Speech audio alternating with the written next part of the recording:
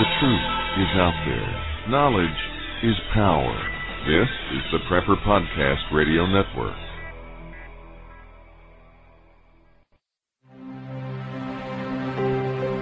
Are you sick and tired of having your First Amendment harassed or censored on Facebook? Use no more, as we now have a new alternative to Facebook. It's called Awareness Act. Awareness Act is a social network designed for patriots, to be used by patriots, and is ran by patriots. Stand up and help in the fight to protect your constitutional rights. Patriots can create pages, blogs, videos, documents, articles, and so much more. We even have a unique news feed system that allows you to share, read, or connect with any patriot on Awareness Act. We are a dedicated tool for patriots to use against the tyranny our Constitution is facing. So if you're tired of having your rights infringed upon, come check us out at www.awarenessact.com. Again, that is www.awarenessact.com, the social network for patriots, not potatoes.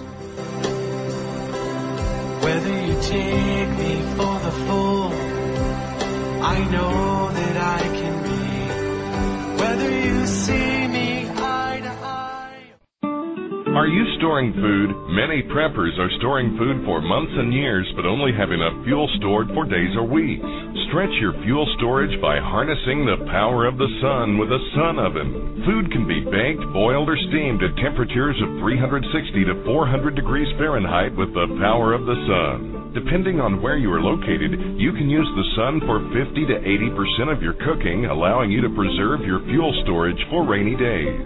Sun-baked foods stay moister and have less shrinkage and don't burn. Sun-baked roasts are tastier and more succulent, and sun-baked bread has unparalleled taste and texture. Water can be heated in a sun oven for purification or personal hygiene. For the past 25 years, sun ovens have been proudly made in the U.S.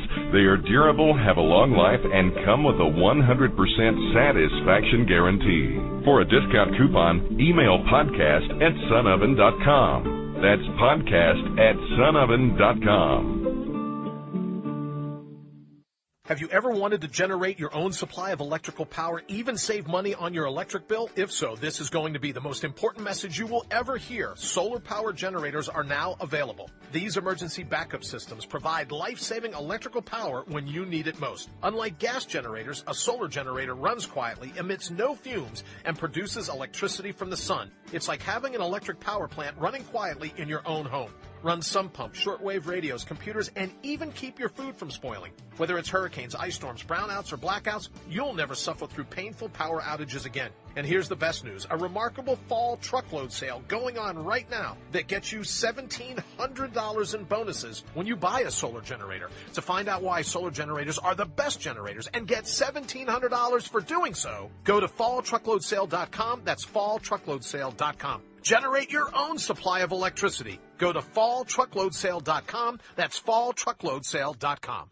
This is KPRN-DB, broadcasting worldwide from Southeast Oklahoma, USA, to parts unknown.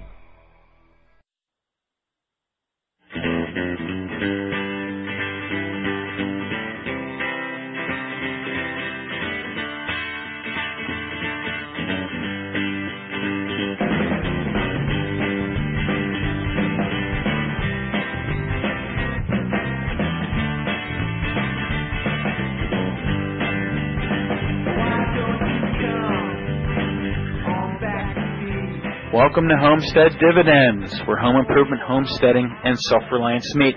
Before we get started with today's show, I wanted to welcome my new members of the audience. My show is now syndicated. Prepper Podcast Network, I wanted to thank you guys for picking me up. My name's Dan, and this is Homestead Dividends. My website is hdivs.com, and I'm so glad to have you checking out my show.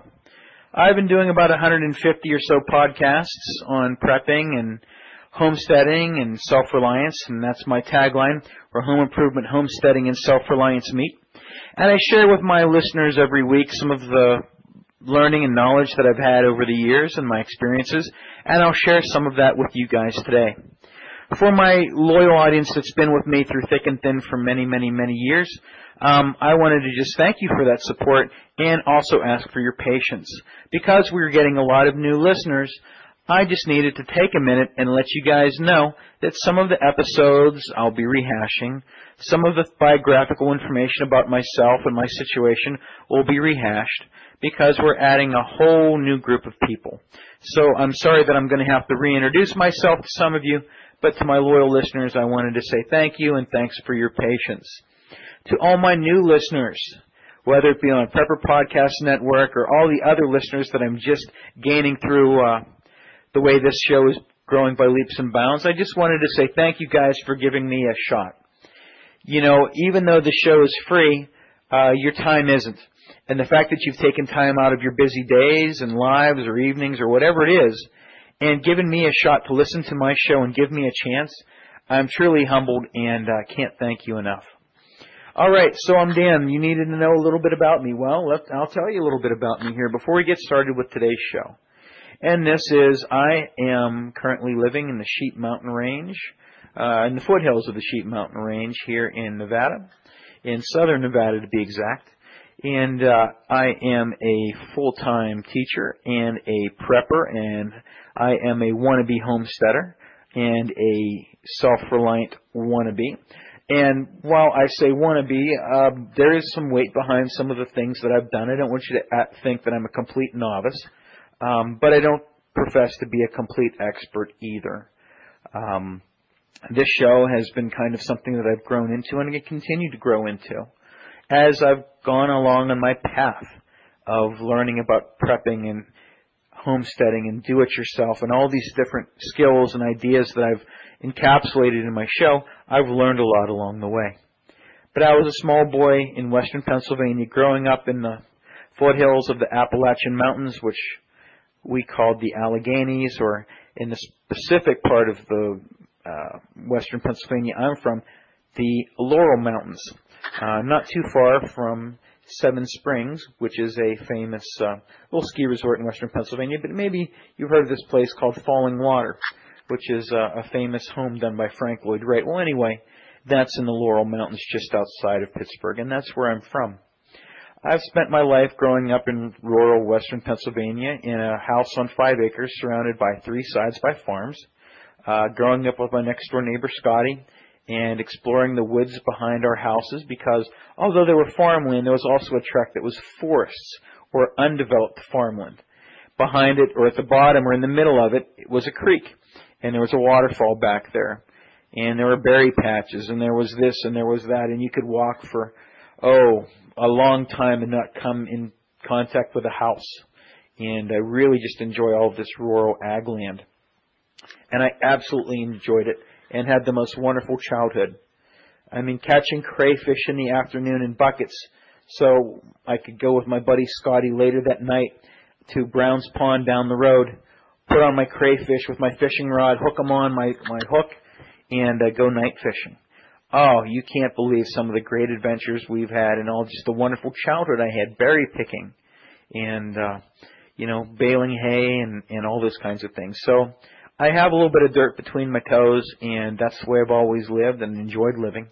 I'm more of a suburban person now just because of the career choices I've had to make, but I always long for the country. While I live here in southern Nevada, we also have a bug-out/vacation home in western Pennsylvania. And that's a place that's kind of our vacation retirement house. I cashed out my retirement and put it towards this house that's going to be our vacation home. And I thought it was a better investment than just keeping it in the bank if, the economy collapses. It's real property, so we're very excited about having that. And, that's kind of how we wanted to live. I wanted to always have a house, a vacation home, and I always thought those were for the ultra rich people, and I would never have a vacation home or a bug-out home. And I won't kid you, I'm blessed, and I don't take it for granted. But when the opportunity presented itself to have a vacation home, I said, wow, I can really do this, and so we jumped at the opportunity. We bought a beat-up old Cape Cod that looks gorgeous on the outside and was falling down on the inside, and we stripped it down to the studs.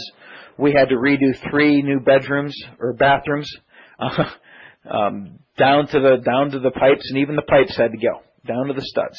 All new floors, all new tile, the whole 9 yards. redoing the bedrooms. One of them had 5 layers of wallpaper. It was just crazy. And so on and on and on the story goes. And I'll save you, my new listeners, from just going off on a storytelling binge tonight, because I'm introducing myself to you. I'm going to stop here with my introduction of just a little bit about me, but you get kind of the idea. What's Homestead Dividends about? Well, I want your homestead, your house, to be something of great value. And that's really what my show and my podcast are about. If you've listened to Jack Spreaker, you can Google me, and one of my episodes is with him, or Bob Main from today's survival show. And what they ask me about, and what I seem to be an expert on, and what people seem to go to me towards, one of the things is putting equity in your house and building for the future, maximizing your home's value, putting it to work for you instead of you working for your house. And that's one of my specialties. Now, as a prepper and a wannabe homesteader here, a part-time homesteader, I have many different interests and many things to share with you folks. But if there's one area that I feel very strongly in my skill set and in my knowledge base and about how to do things, it's making money on your house. And so I'm going to be sharing some of that information with you over the next couple of weeks. And I have a really specific way to add value to your house today, and it involves a 3-ring binder. Yes, I said a 3-ring binder. So today's episode is going to be all about 3-ring binders, and I'm going to just call it the 3-ring binder show. And that sounds really dumb or really corny, but when you get to see how I do my program and my methods, I think you're going to see just how valuable this is. Let me ask you a question to start out. Have you ever had an appliance or a purchase in your house go wrong, and you wish you had the receipt to take it back because it's probably under warranty or within the return period, but you couldn't find that doggone receipt, and you pull your hair out because you're so frustrated? Well, my binder program is going to help you guys organize your lives and put your home to work for you. A couple things as we're going along here, and I'm going to just step back a couple of minutes. I was talking about the value of your house and putting equity into it. One of the reasons, or one of the ways that I put equity in your house, is I want you to stop looking at it as an expense and how instead to maximize its value. And let's maximize its value over 2 ways. 1, while you're living in it, and 2, when it's time to sell. When you're living in your house, why do you let your house fall apart or get run down and not take good care of it? And then, oh my gosh, it's time to sell, or something's changed and we have to sell now. You know what? I'm going to put all this money into my house. Okay? You might put 10, 20, 30, 50, I don't know, $100,000 in your house. It looks gorgeous. And it does sell. But did you get any enjoyment out of living in that nice house? And I've heard so many times people say, oh, you know what, this house is so nice now that I fixed it up, I don't want to sell it. Or I wish I didn't have to sell it. If you take care of your house along the way, it's always at its maximized value, or darn near close. You can't always have a brand new coat of paint. I mean, you have to have a couple of years in between coats of paint. But the point is, you take care of things, you enjoy them for yourself, but they're kept in top order so that your house is always liquid. For those of you who are preppers, your house is an incredibly expensive and valuable asset. Is it liquid? If your house, let it get run down and beat up, it might still work very fine for you. But if you ever needed to leave, or you become ill and the house passes on, or for whatever reason it needs to be sold, your house isn't going to be optimized, and you're going to be putting a lot of money, or someone is, from the estate or whatever, into that house. Why would you do that? If you keep your house taken care of and maintained, doing some smart things, making a few improvements and additions, your home can be a valuable asset that is valuable now and valuable when it's time to sell. Those are the things that I talk about here on my show. And so that's kind of the basis. And I'm going to go into my philosophy in another show. But I thought I would save the best for first. Usually it's the best for last, isn't it? Well, because of my new audience here with the Prepper Podcast Network, I wanted to give you one of my best tips right up front so that you guys can say, this is the best he has, and I love it, and this is the kind of guy I want to listen to. Or, this guy, if this is the best he has, I don't really think this is the show for me. And I'm going to give you that opportunity to make that decision. Let me show you a way to make some money. Okay, so I talked about having a situation where you have some receipts, you lost them, and now you have an appliance or something that is broken. You wish to heck you could return it or take care of it. What would it pay to have a system to take care of all those things for you? What if you had a system where all of your warranties, your checkups, and everything were taken care of and recorded for your car? And many other different aspects of your life. And I'm going to go into them in just a minute. My binder system does that. Now, some people might say, well, Dan, if you have this binder system, that's great, but how does it work? I'm going to give you a couple specific examples. Then I'm going to go into an expanded study of binders and the binder system. Let me give you the basics.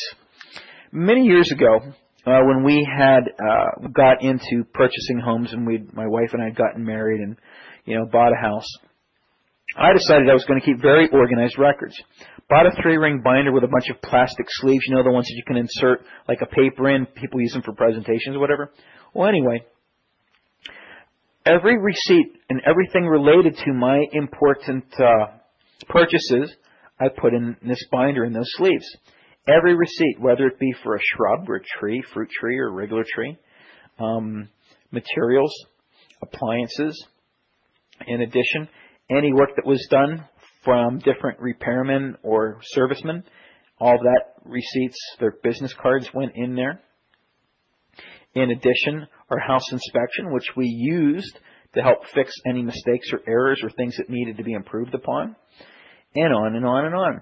So what happened was we have this incredible resource that has all these things for us, all the manuals for all the appliances we bought.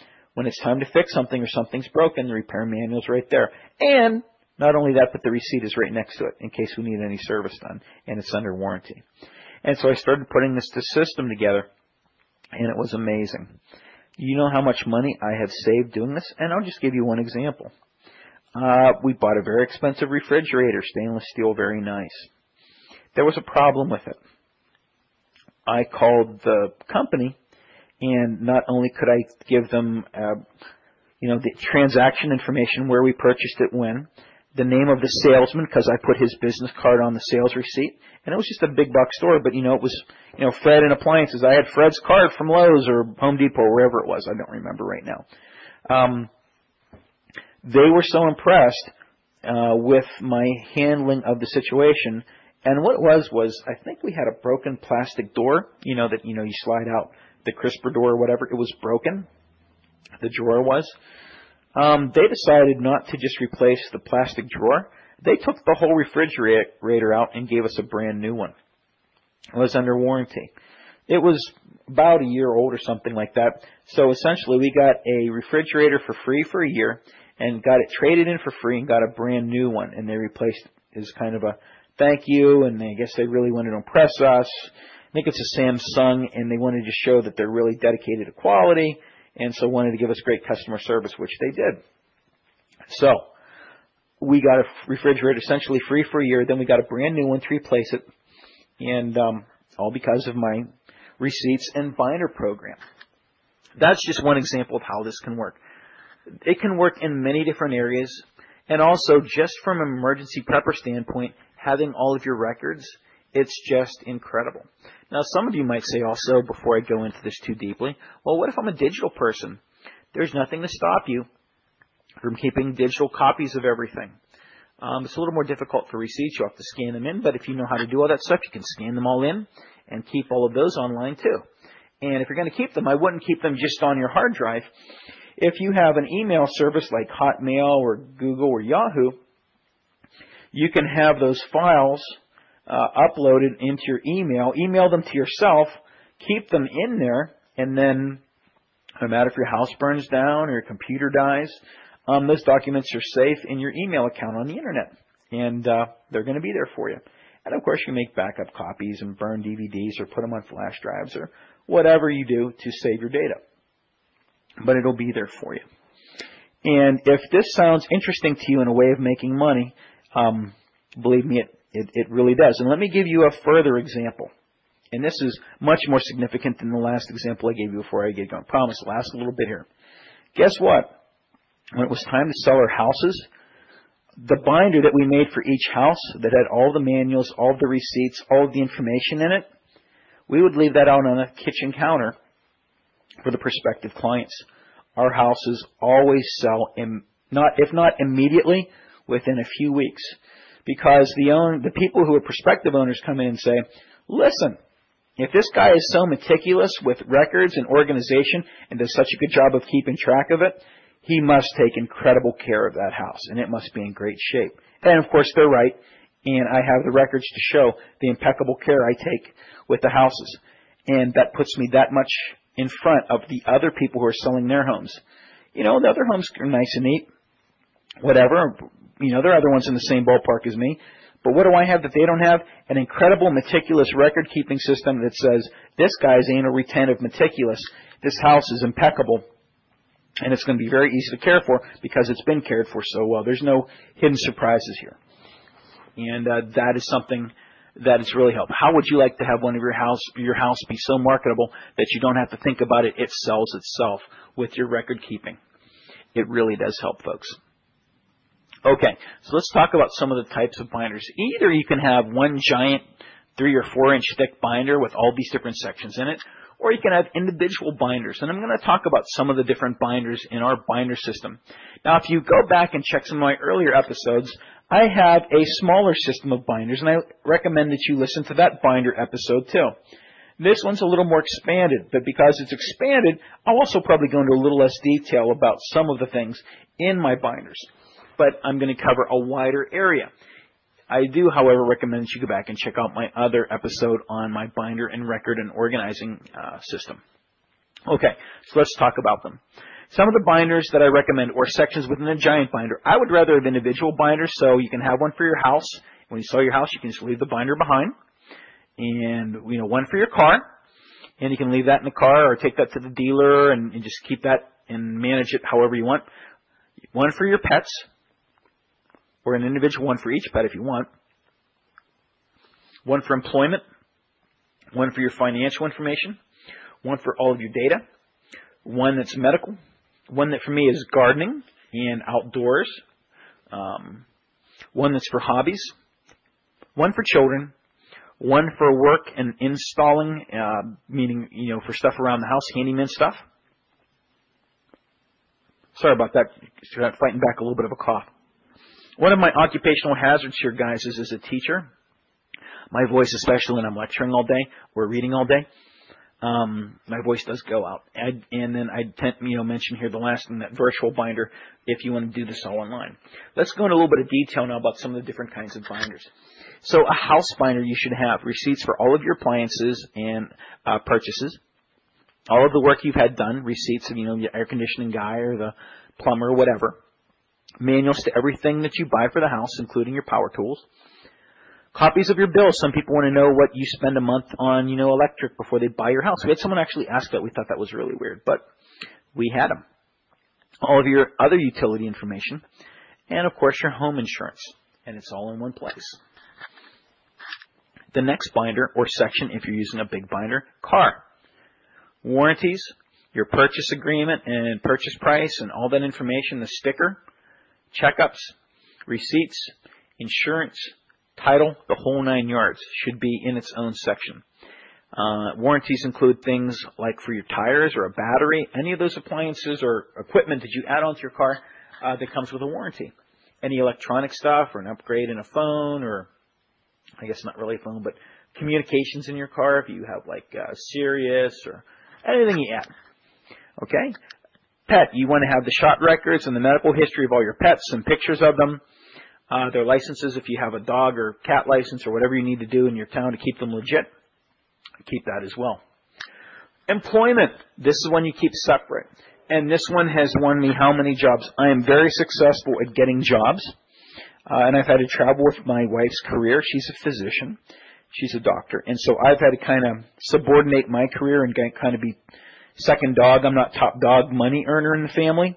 which means we've had to go where she goes, and I've had to really hustle to get jobs. And it's not been that hard for me. Why?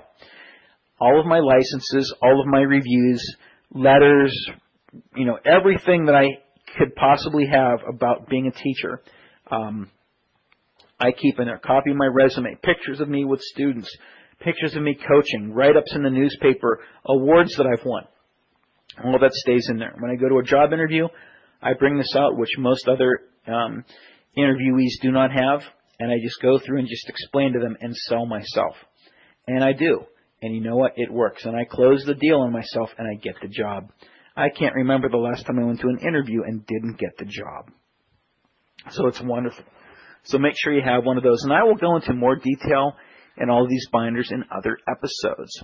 The financial one, all of your accounts, meaning your life insurance. You can put your home insurance in here too if you want to double dip and have it in two places. But you want to have your home insurance in your house folder. But life insurance, stocks, bonds, bank accounts, brokerage accounts, and the passwords if any of them are online. The location of any hidden valuables, a copy of your will, and any other financial information, deeds to homes or information about your mortgages, whatever. All of that financial information should be readily available. The next one, which is could be somewhat similar, and these can overlap, and this is my data/password one. Do you know how many online accounts I have and how many online accounts you have? Keeping track of all the usernames and passwords is really annoying. So what I do is I keep them all written down. And by keeping them all written down in one place, if something were to happen to me, my wife or my family has records for all of the things that they need to do to put my affairs in order. My wife, love her as much as I do, she can't possibly know all of my passwords. And so this is here for her. And it's to help her keep track of things if I were to pass. And it's incredibly helpful. In addition to the data one. So that's all data. And you can add other things in there too, but I think of the data one as pretty much, passwords and accounts. Now, if there's something else that floats your boat that goes into data, maybe you have, some other accounts, or you have some important stuff that you save. Maybe you want to call it, maybe you want to put a CD-ROM in there of all your photos that you keep on your computers or DVD disc that you save all your stuff on and back it up.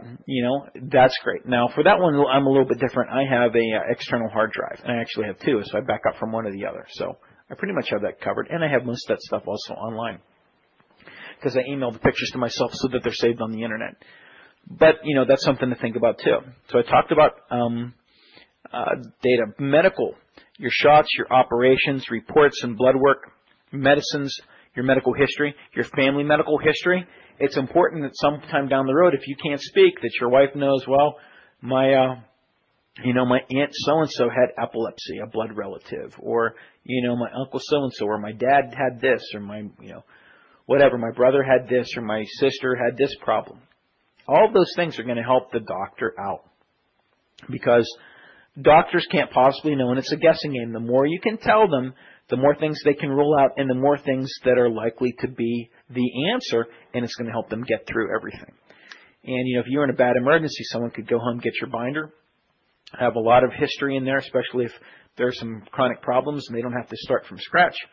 They can look through, okay, so this person has this, okay, they've got this problem here. All right, that explains something. Okay, that's going to save me a lot of time. We can get more aggressive and spend less time figuring out what's wrong with you and more time treating you. Very important. You should have one for each one in your family, or a family general one broken down into sections. Everybody has their own section. If there's an emergency, take all the stuff out relating to your daughter or you or whoever, and you give that to the doctor or let them peruse it, and they know what to do. Okay? Garden. List all your plants and trees. All the information about them. What species or what variety do you have? You didn't just plant a pear tree. What did you plant? A Bosch? Did you plant a Bartlett? Your cherries, are they Bing cherries or, are they Rainier cherries? What kind of cherries do you have? What kind of, whatever do you have? There's more than one variety of these things. I have 2 different kinds of fig trees in my yard. I have 2 kinds of apple trees in my yard. They require some different things. And I keep all the tags that come with the trees to tell you what to do with them. And I also do research on them. And I also keep the receipts from purchasing them. Fruit trees from most stores will give you a 1-year warranty on them. If they die before that year's up, they'll replace them for you at no cost. And I can't tell you here in the desert how many trees I have replaced because they didn't take, and some do better in the desert and some don't, even though they saw ones here that are supposed to be acclimated and ready for this climate. There's still some that don't make it. And so, I'd probably say conservatively, probably $300 or $400 in fruit trees, because I don't know, what do I have, maybe 20 fruit trees? But I also probably had 10 trees maybe die, and some shrubs die, and some other things, and some things have died once, and then I replaced it with something else, and maybe it died. But right now I have a pretty decent garden with a bunch of things. And most of them are already past the warranty because they made it. But I just planted 2 fig trees in here not too long ago. I just had a fig for breakfast yesterday. It was wonderful. This summer, late summer actually. And so, that's important that make sure that they make it through the winter and make it through next year. Otherwise, I'm going to take them back and get something else or get new ones. That's important. You know how much money that saves you? It's unbelievable. In addition to my garden one, and also make a map in your yard of where things are and which varieties which.